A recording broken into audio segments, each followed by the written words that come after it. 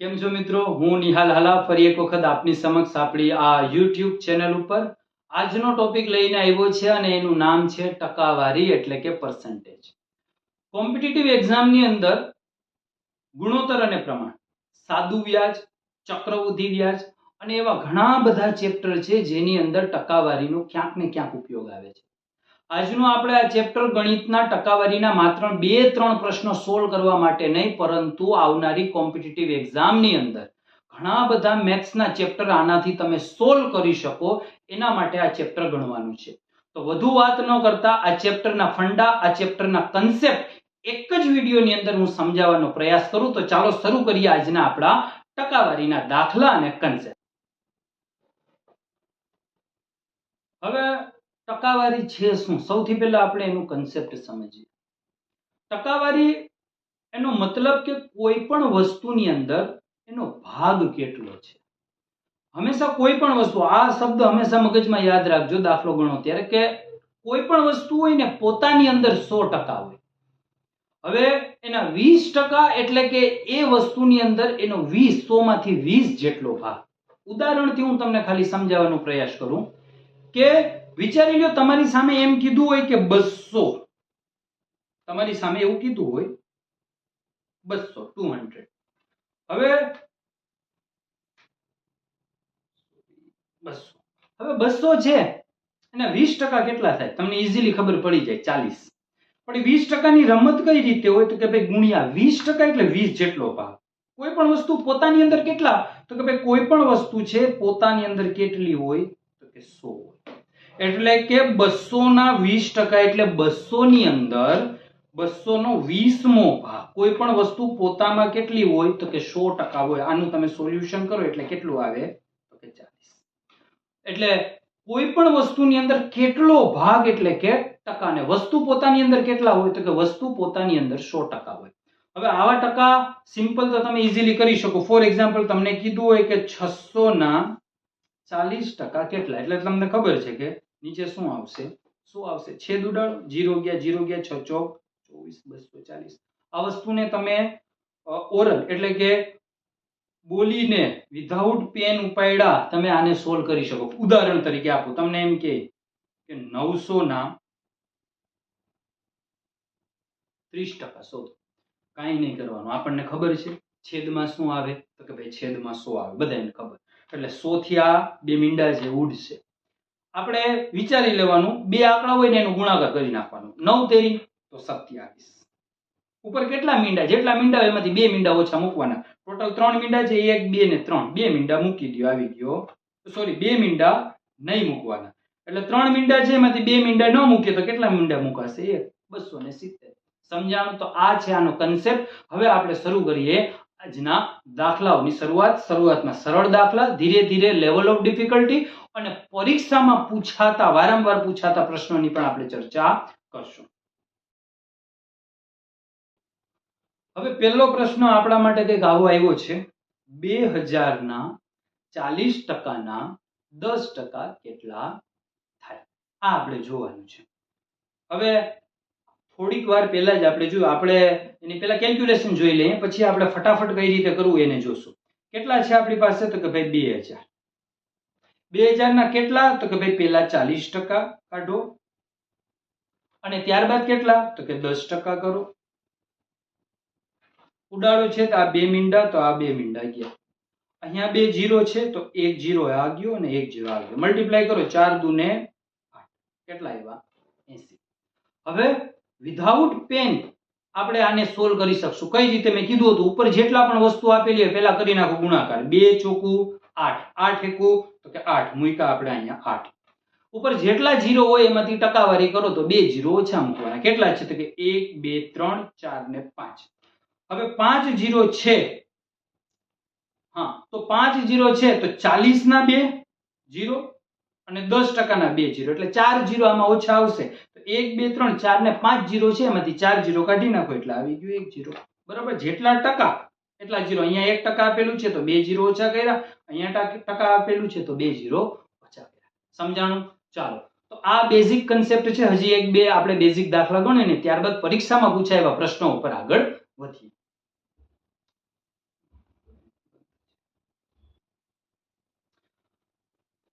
હવે જો આ પ્રશ્ન મૂક્યો છે કે 5000 ના 40% 20% કેટલા થાય? હું ગણતરી નહીં કરીશ, આપણે સીધો જવાબ આપવાનો પ્રયાસ કરશું. 40% અને 20%. પહેલું કામ શું કરવાનું, ઉપર જેટલા પદ છે એનો ગુણાકાર, 5 4 ને 2 ગુણાકાર કરો, 5 ચોકુ ને 20, 20 દુ ને 40, એટલે અહીંયા મેં મૂકી દીધા 40 40.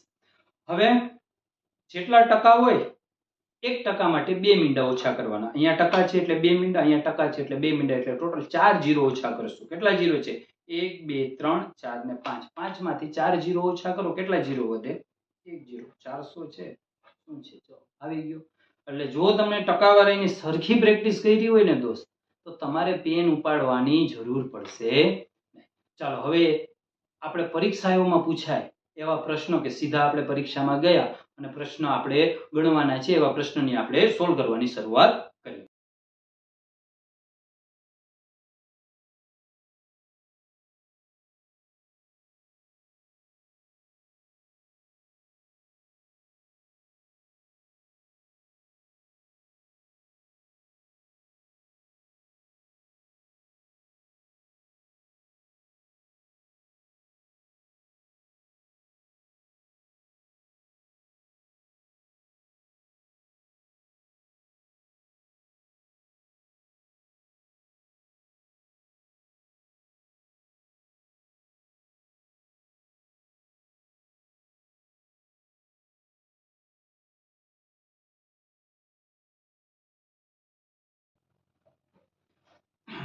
ચાલો તો હવે જોઈએ એવા પ્રશ્નો કે જે પરીક્ષામાં પૂછાય. પ્રશ્ન એવું છે કે 800 ના સમૂહમાં 600 છોકરીઓ છે, સમૂહમાં કેટલા ટકા છોકરાઓ હશે? જો ટકા કીધું છે, કેટલા છોકરાઓ હશે એવું નથી કીધું. શું પૂછ્યું છે? કે કેટલા ટકા છોકરાઓ હશે એવું આપણને પૂછ્યું છે. હવે 800 ટોટલ વ્યક્તિ કેટલા છે? 800. આ શું છે? કુલ 800 છે. એમાંથી બે ભાગ પાડવાના, 600. હવે 600 શું કીધું છે? કે ભાઈ 600 છોકરીઓ છે એટલે કે ગર્લ્સ. 800 માંથી 600 છોકરીઓ હોય તો છોકરાઓ કેટલા હશે? 200 હશે. હવે 200 છોકરાઓ કેટલા ટકા? તો કે ભાઈ કોઈ પણ વસ્તુ પોતાનામાં કેટલા ટકા હોય? 100%. 800 માંથી 200 છોકરાઓ છે, છોકરાઓ કેટલા ટકા છે આવું કે ત્યારે એવું કરવાનું, આ 200 છે એ કેટલા ટકા છે? કેમાંથી? તો કે 800 માં ગુણ્યા, સમજાણું? કે 800 છે એમાંથી 200 શું છે? છોકરાઓ છે. તો કેટલા ટકા? તો કે ભાઈ 800 છે એના ઉપર 200 મૂકવાનો, એટલે 200 ભાગ્યા 800 ગુણ્યા 100. 2 જીરો ગયા, 2 જીરો ગયા, 2 ચોકુ 8 અને 25 ચોકુ 100, એટલે કેટલા ટકા બોયઝ થયા? 25% છોકરાઓ છે. ચાલો હવે પ્રશ્ન કંઈક આવો છે કે જો પરીક્ષામાં પાસ થવા માટે 280 માર્ક્સ જરૂરી છે, પાસ થવું હોય તો 280 માર્ક્સ લેવાના છે. જો પાસ માટે 40% માર્ક્સ જરૂરી હોય તો પરીક્ષાના કુલ માર્ક શોધો. સૌથી આઈએમપી મેથડ. પર્સન્ટેજ એટલે ટકાવારીની અંદર સૌથી બેસ્ટ કોઈ મેથડ હોય ને તો એ આવે છે ત્રિરાશિવાળી મેથડ. ત્રિરાશિવાળી મેથડ તમને સમજાઈ ગઈ એટલે પર્સન્ટેજના લગભગ દાખલા તમને આરામથી આવડી જાય. પ્રશ્ન વાંચજો કે પરીક્ષામાં પાસ થવું હોય તો કેટલા ટકા લેવાના? પાસ થવું હોય તો 40% લેવાના. અને માર્ક્સ કેટલા લેવાના? તો કે ભાઈ 280 લેવાના. એટલે તમે 40% લ્યો તો પણ પાસ, 280 લ્યો તો પણ પાસ. એનો મતલબ શું કે 40% બરાબર 280 છે. આ વાત સમજાણી? 40% બરાબર શું છે આપણને કીધું? 40% બરાબર 280 છે. પરીક્ષામાં કુલ માર્ક્સ કેટલા હશે? 40% પાસિંગ છે. કુલ માર્ક્સ કેટલા હોય? 100% હોય. તો 40% બરાબર 280 છે તો 100% બરાબર શું છે આપણે શોધવાનું છે. જો આ છે ત્રિરાશિ, 40 એ આટલા તો 100 એ કેટલા? ત્રિરાશિ કેમ મુકાય? તો કે એની પ્રશ્નાર્થ ચિહ્ન છે એને ઉપર આવી જાય તો 280 છે ત્યાં, છેદમાં હોય અંશમાં, એટલે 100 નીચે છે તો ઉપર ક્યાં આવી જશે? ગુણાકારમાં. અને 40 મલ્ટીપ્લાય એટલે ગુણાકારમાં છે, ક્યાં આવી જશે? ભાગાકારમાં. 60 0 ગયા, 7 ચોકુ 28 અને 7 ગુણ્યા 100 એટલે પરીક્ષાના કુલ માર્ક્સ કેટલા? સમજાણું? હજી એક વખત સમજાવી દો. પરીક્ષામાં પાસ થવા માટે 280 માર્ક્સની જરૂર, ટકા 40 જરૂર. એટલે 40% બરાબર 280 છે તો 100% એ કેટલા? એટલે 280 ભાગ્યા 40 કરો ગુણ્યા 100 કરો એટલે જવાબ તમને મળી જશે. આ ત્રિરાશિ મુકતા તમને આવડવી જોઈએ. ત્રિરાશિનું થોડુંક હજી તમને વાત કરું. કોઈ તમને એમ કે 60% એ ટકાની નિશાની ભૂલી ગયો. 60% કોઈ તમને એમ કે 60% એ 240 છે તો 100% એ શું કરશો? 240 60 ક્યાં આવશે? છેદમાં ગુણ્યા 0 0 ગયા 6 ચોક 24. જવાબ શું આવશે? 400. સમજાણું? એટલે જ્યારે પણ ત્રિરાશિનો ઉપયોગ થતો હોય ટકાવારીમાં કરી લેવાનું. સમજાણું? ચાલો હવે આના પછીના દાખલા ઉપર આપણે આગળ વધીએ. હવે બીજો પ્રશ્ન પણ આના જેવો જ છે. પરીક્ષામાં પાસ થવા વિદ્યાર્થીને 30%ની જરૂર છે અને તેને 140 માર્ક મળ્યા પરંતુ 40 માર્ક્સથી નપાસ થયો, તો પરીક્ષામાં કુલ માર્ક શોધો. હવે થવાનું હતું તો કે ભાઈ પાસ થવું હોય, પાસ થવા માટે કાં તો તમે શું લ્યો 30% લ્યો, અથવા તો કે ભાઈ અથવા માર્ક્સ લ્યો. માર્ક્સ કેટલા? તો કે ભાઈ 140 આવ્યા. કેટલા મળે તો એ પાસ થઈ જાય. 40 માર્ક્સ થી ફેલ થયો, હાલો આપણે પાસ કરી દઈએ, આપી દો 40. એટલે કેટલા થયા? 140 પ્લસ 140 એટલે કેટલા થશે? 180. સમજાણું? 180 કેમ મૂક્યા? 140 પ્લસ 40. હવે 30% બરાબર તમને ખબર પડી ગઈ. 180 કેમ કર્યા? 30% એ પાસ થવાનું છે. 140 માર્ક્સ મળ્યા, 40 ઘટતા હતા, દઈ દીધા એટલે ભાઈ થઈ ગયો પાસ. એટલે 30% બરાબર 180. કુલ માર્ક્સ કેટલા હોય? તો કે 100% હોય. આપણે કર્યું, હવે તમને ખબર છે કેમ કરવાનું. 30% 180 તો 100% કેટલા? કેમ કરશો? 180 ડિવાઇડેડ બાય 30 મલ્ટીપ્લાય બાય 100. 3 6 18 એટલે જવાબ શું આવ્યો તમારો? 600. આવા પૂછાયો પરીક્ષામાં, કેટલી વખત પૂછાણા છે. ક્લિયર? ચાલો હવે વધુ વાત ન કરતા, વાતોમાં વધુ સમય ન બગડતા આગળના દાખલા ઉપર આપણે આવીએ. હવે પ્રશ્ન કંઈક આવો છે કે આશીષ અને પૂજા વચ્ચે ચૂંટણીમાં આશીષને 60% વોટ મળ્યા. જો પૂજા 40 વોટથી હારી ગઈ તો કુલ વોટ શોધો. હવે ચૂંટણી થઈ અને ચૂંટણીની અંદર બે મારા મિત્રો, અને બંને મારા રિયલમાં મિત્ર જ છે, આશીષ અને પૂજા. હવે આશીષ છે આપણો પાકો ભાઈબંધ, એને મળ્યા 60% વોટ. પૂજા છે એ બેન ચૂંટણીમાં ઉભા રહ્યા પરંતુ હારી ગયા. કેટલા? તો કે ભાઈ 40 વોટથી હારી ગયા. તો કુલ વોટ કેટલા? હવે આપણને એટલી ખબર છે કે આશીષને 60% મળ્યા અને પૂજાબેન છે 40% વોટથી હારી ગયા છે. કુલ વોટ શોધવાના છે. આવી સિચ્યુએશન, આવા દાખલામાં શું કરવું? સૌથી પહેલા આપણે જોવાનું કે ભાઈ બે કેન્ડિડેટ છે, બે, અને એકનું નામ છે એમાંથી આશીષ સોઢિયા. હવે આપણે નામ એનું સરનેમ નથી લખવાની, આશીષ. અને બીજા તો કે ભાઈ પૂજાબેન. આશીષ અને પૂજા બે છે. આશીષને કેટલા ટકા મળ્યા? આશીષને 40% વોટ મળ્યા. ટોટલ 100% વોટ હોય, એમાંથી આશીષ કેટલા ટકા વોટ લઈ ગયો? 40. તો પૂજાને કેટલા મળ્યા? 100 માંથી 60 આશીષ લઈ ગયો હોય, સોરી 100 માંથી 60 આશીષ લઈ ગયો હોય તો પૂજાને કેટલા મળે? 40%, તો થાય 100%. હવે 100 માંથી 60% આશીષને, પૂજાને 40% મળ્યા, તો બેયનો તફાવત કેટલો છે? તો કે બેયનું ડિસ્ટન્સ છે 20%. એટલે પૂજાબેન ને 20% ઓછા મત મળ્યા, પૂજાબેનને 20% ઓછા મળ્યા, એટલે કે 400 ઓછા મળ્યા, જેનાથી આપણને ખબર પડી જાય કે 20% બરાબર 400 થયા. સમજાણું?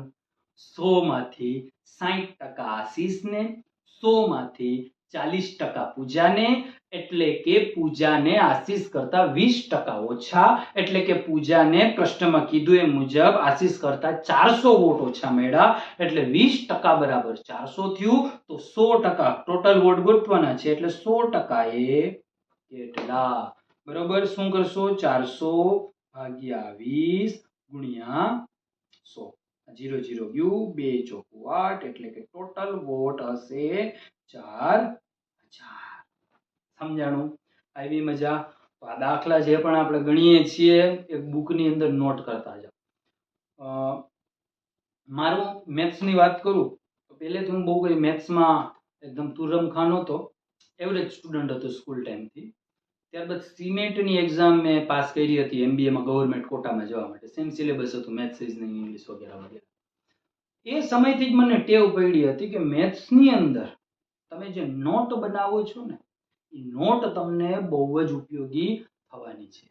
કેમ કે આ નોટ્સ જેમ જેમ તમે ગણશો ને એમ તમે પાકા થતા જશો. જ્યારે આવા દાખલા આવે ફટાફટ રિવિઝનમાં નોટ્સ તમને મદદરૂપ થશે. એટલે મારું એવું સલાહ છે કે નોટ કરતા કઈ બહુ વાર નહીં લાગે, બરોબર. જેમ જેમ દાખલા ગણાવતા જાઓ એમ એમ નોટ એની બનાવતા જજો, જેથી આવા પ્રશ્નો આવે તો સરળતાથી તમે એને સોલ્વ કરી લો. ચાલો વધુ વાત નહીં કરવું હવે, અને આગલા પ્રશ્ન ઉપર.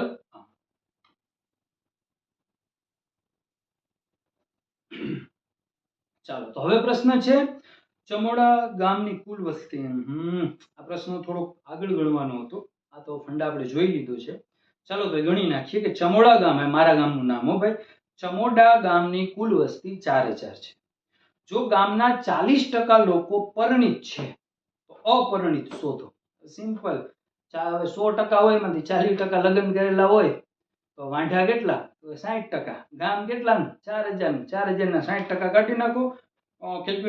તમને સરખી રીતે એનું કરી આપું જો તો કે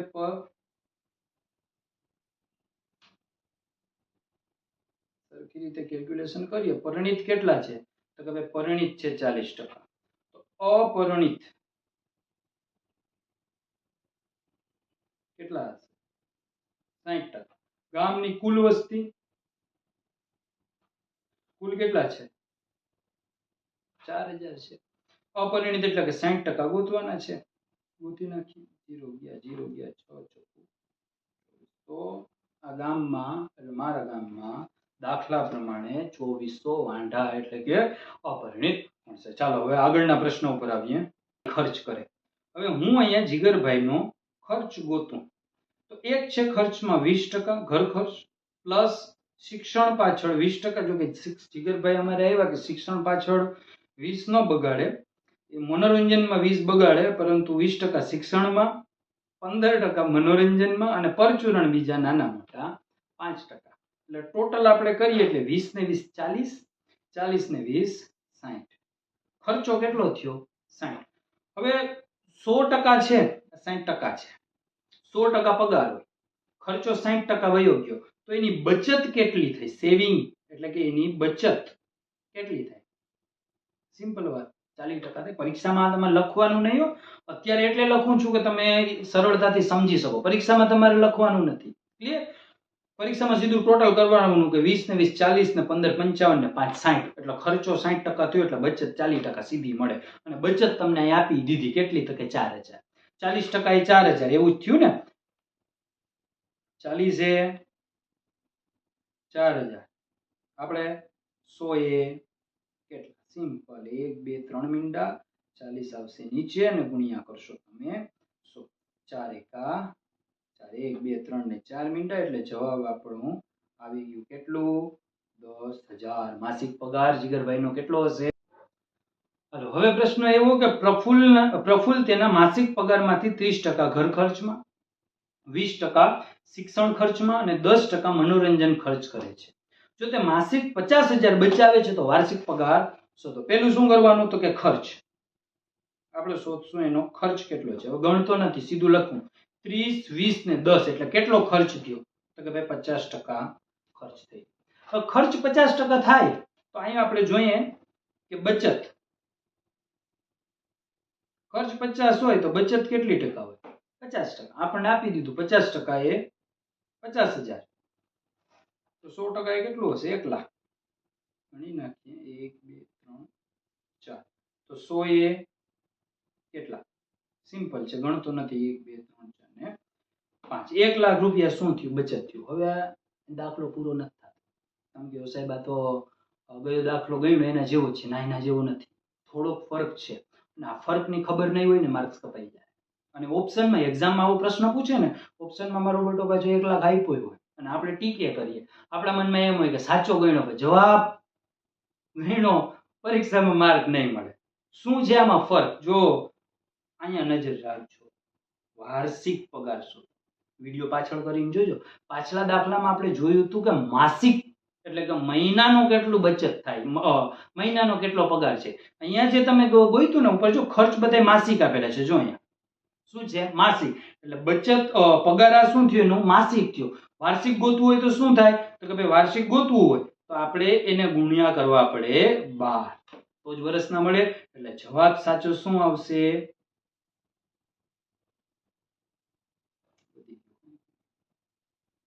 12 લાખ 12 લાખ. બરોબર, આ શું આવશે? એનો જવાબ આવશે. ક્લિયર? સમજાણું?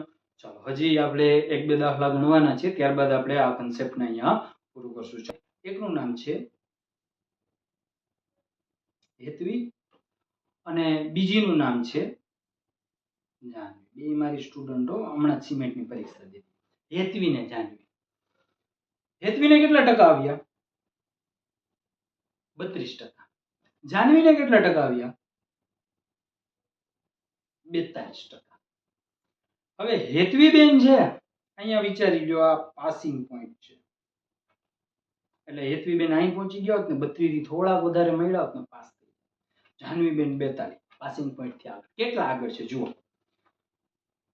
32% મળ્યા ને 20 માર્ક્સ થી નપાસ થાય. એટલે હેતવી બેન ને 20 માર્ક્સ વધુ મળી ગયા હોત ને તો પાસ થઈ જાય. જાનવી બેન કેટલા આગળ નીકળી ગયા? જાનવી બેન આગળ નીકળી ગયા 30, એટલે કે હજુ 30 માર્ક્સ ઓછા આવ્યા હોત તો જાનવી બેન ફેલ ન થાય. એટલે કે અહીંયાથી અહીંયા સુધીનો ડિસ્ટન્સ કેટલો છે? તો કે ભાઈ 20 ને 30 એટલે કે 50 માર્ક્સ. ટકાનું જુઓ 32 અને 40 કેટલો? તો કે 10%. એટલે આપણને મળી ગયું 10% બરાબર 50. સમજાણું કે હજુ જો એક વખત રિપીટ કરું.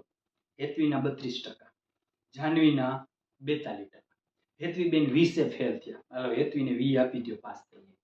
જાનવીને 30 વધારે આવ્યા, 30 ઓછા લઈ લો, 30 માર્ક્સ ઓછા કરો તોય પાસ થઈ ગયા. એટલે 30, 20 ને 30 કેટલા? 50. બે નો ડિફરન્સ 50 માર્ક્સ નો છે. ટકાનો ડિફરન્સ 10 નો, એટલે 10 એ 50 તો 100 એ છે ને. એટલે આપણે સોલ્વ કરશું. શું આવશે? 50/10 ગુણ્યા 100, 0 0 કટ. જવાબ આવી ગયો આપણો 500. એટલે પરીક્ષા કેટલા માર્ક્સની હશે? 500 માર્ક્સની. સમજાણું? ચાલો તો હવે આગળ વધતા આજનો છેલ્લો દાખલો, આ ચેપ્ટરનો આપણો છેલ્લો દાખલો હવે આપણે ગણવા જઈ રહ્યા છીએ. જો દાખલા થોડાક સ્પીડમાં કરાવું છું, કેમ કે મારી પાસે પણ ટાઈમ નથી. થોડાક દિવસોમાં મને પંજાબ નેશનલ બેંક દ્વારા ટ્રેનિંગમાં બોલાવી લેવામાં આવશે. એટલે એવી ઈચ્છા છે કે ટ્રેનિંગમાં જાઉં એના પહેલા થોડા ઘણા દાખલા છે એ સોલ્વ કરીને જાઉં. એટલે થોડુંક ઝડપથી ભણાવું છું. નેક્સ્ટ વિડીયો કદાચ રીઝનિંગ એટલે કે તર્ક, જે તાર્કિક છે, લોજિકલ રીઝનિંગ, એના પ્રશ્ન પણ આપણે ગણવાની શરૂઆત કરી દેશું. ચાલો આજના છેલ્લા પ્રશ્ન ઉપર આપણે જઈએ. આ પ્રશ્ન આવો છે: એક ગામમાં 10,000ની વસ્તી છે, જેમાંથી 60% દિવ્ય ભાસ્કર વાંચે અને 50% જય હિન્દ વાંચે છે, જ્યારે 20% બંને વાંચે છે. તો કેટલા લોકો એક પણ પ્રકારનો અખબાર વાંચતા નથી? જો આવો પ્રશ્ન તો ક્યાંક ને ક્યાંક તમે જોયું જ હશે. સિમ્પલ છે, વેન ડાયાગ્રામથી આને સોલ્વ કરવાનું. ગામની કુલ વસ્તી ભલે 10,000 હોય, પણ બે પ્રકારના ન્યૂઝપેપર છે. એક ન્યૂઝપેપર છે એને આપણે નામ આપીએ દિવ્ય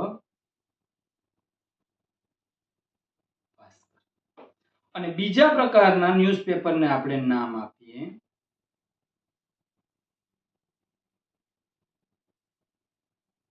કયું છે? જય હિન્દ.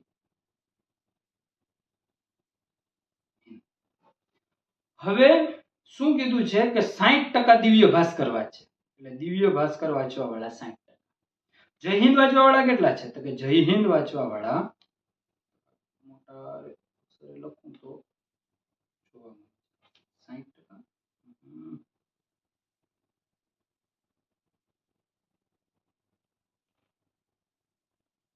40%. એટલે દિવ્ય ભાસ્કર 60% અને જય હિન્દ 50% છે. જય હિન્દ કેટલા છે? 50%. દિવ્ય ભાસ્કર 60%, જય હિન્દ 50%. બંને વાંચતા હોય. જો અહીંયા બંને વાંચે ને, અહીંયા ક્રોસમાં લખવાનું, જેમાં જય હિન્દ અને દિવ્ય ભાસ્કર બંને આવતું હોય. કેટલું છે તો કે 20.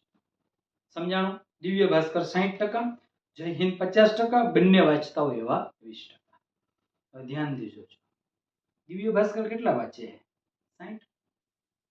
અહીંયા 20 છે તો ખાલી દિવ્ય ભાસ્કર વાંચતા હોય એવા 40. સમજાણું કે ભાઈ દિવ્ય ભાસ્કર છાપું છે 60 જણા, ફોર એક્ઝામ્પલ 60 જણા દિવ્ય ભાસ્કર વાંચે અને 20 જણા દિવ્ય ભાસ્કર ને જય હિન્દ વાંચે, એટલે આ 60 ની અંદર 20 ઓલરેડી આવી ગયા, તો આ બે ભેગા થઈને 60 થાય. એટલે દિવ્ય ભાસ્કર 20, જય હિન્દ 20, એટલે આ 20 અને 40 માત્ર દિવ્ય ભાસ્કર વાંચતા હોય, બંને ભેગા કરીને દિવ્ય ભાસ્કર 60. તો જય હિન્દ 50 છે તો અહીંયા 30 આવશે, કેમ કે 20 તો ભેગા હતા અને માત્ર જય હિન્દ વાંચતા હોય એવા 30. એક પણ અખબાર નથી વાંચતા એવા, જો અહીંયા હું લખું છું, એક દિવ્ય ભાસ્કર, એક છે જય હિન્દ અને એક છે દિવ્ય ભાસ્કર ને જય હિન્દ બંને. માત્ર દિવ્ય ભાસ્કર વાંચતા હોય એવા કેટલા તો કે 40. માત્ર જય હિન્દ વાંચતા હોય એવા કેટલા તો કે 30. બંને વાંચતા હોય એવા કેટલા તો કે 20. સરવાળો કરો 4, 5, 6 ને 1 7 ને 8 અને 9, એટલે કે 100 માંથી 90% કોક ને કોક વાંચે છે ન્યૂઝપેપર, જય હિન્દ હોય કાં દિવ્ય ભાસ્કર હોય, બંને હોય. તો 90% કંઈક ને કંઈક વાંચે, તો ન વાંચતા એવા કેટલા? તો ન વાંચે એવા 10%. આપણે શું છે, નથી વાંચતા એવા ગોતવાના છે. કેટલા છે? 10%. કેટલામાં? તો કે ભાઈ 10,000 ની વસ્તી છે એના 10% આપણે ગોતવાના છે. આ જીરા ગયા બે, 1, 2 ને 3, 1000 વ્યક્તિઓ એવા છે જે કોઈ પણ પ્રકારનું ન્યૂઝપેપર એટલે કે અખબાર વાંચતા. સમજાણું? તો અહીંયા કન્ટેન્ટ એટલે કે પર્સન્ટેજ ટકાવારી ચેપ્ટરને હું વિરામ આપું. નેક્સ્ટ વિડીયોમાં આપણે રીઝનિંગ એટલે કે તાર્કિક પ્રશ્નો છે એને સોલ્વ કરવાના પ્રયાસો કરશું. અને થોડા દિવસોની અંદર જો હું ટ્રેનિંગમાં ન ગયો અથવા ટ્રેનિંગની ડેટ પાછળ ગઈ તો ત્યારબાદ આપણે જે જૂના પેપર છે એને સોલ્વ કરવાનું અથવા તો આવા દાખલાઓની પ્રેક્ટિસ સાથે મળી અને સોલ્વ કરવાની શરૂઆત કરશું. અહીંયા મારા વિડીયોને વિરામ આપું. નેક્સ્ટ લેક્ચરમાં ફરી પાછા નવા ટોપિકની સાથે મળશું.